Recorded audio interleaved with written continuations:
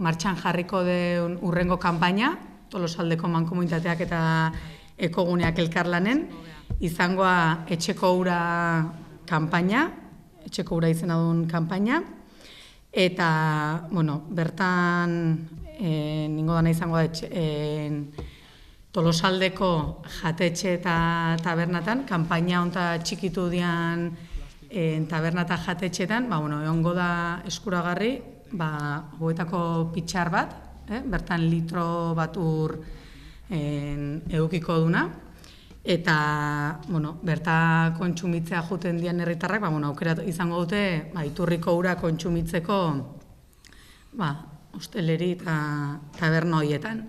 Eskaintza intzitzaien eskualdeko 28 herriri, eta 28 herri horietatikan 19 herritako jatetxe eta tabernak atxikitu dira, eta guztira, goaingoz, 40 bat atxikimendu jaso ditugu.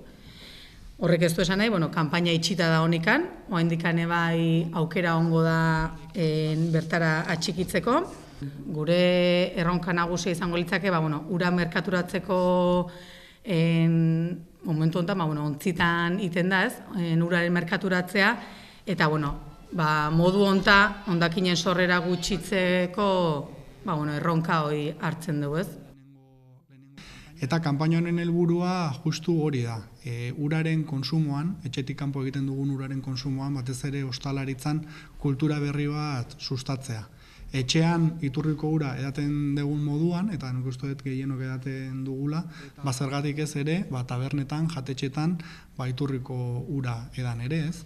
Kontutan izan behar dugu, Gipuzkoan konsumitzen dugun iturriko uraren kalidadea gorena dela, munduko osasun elkartearen parametroekin neurtuta, eta kalitate benetan oso goreneko ura. Horrekin batera ere bai, iturriko ura aztarnari gabeko ura da, ez?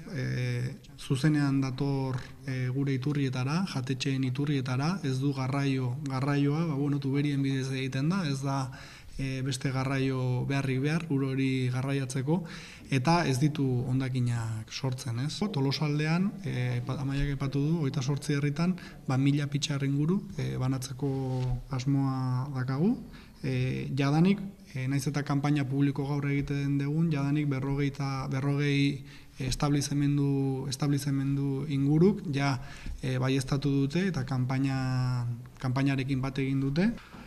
Fitxarrean ikusiko ez dute, atzekaldean hor QR kodigo badago, eta QR kodigo hau gure mugikorretan sartu ezkeo, ekotrivial izeneko joku bat ateatzen da, eta bazkaltzea, zerbitzea itxoiten egin bitartean, uraren kontsumoarekin eta kontsumo arduratsuarekin lotutako trivial, galdera moduko batzuk egiten dira.